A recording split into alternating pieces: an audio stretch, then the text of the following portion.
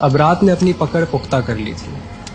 अब समय था महाशमशान जाने का, मणिकर्णिका घाट, जहाँ 24 घंटे चिताएं जलती रहती हैं। इस घाट के बारे में ये कहा जाता है कि भगवान शिव खुद यहाँ आत्माओं को मोक्ष का रास्ता दिखाते हैं।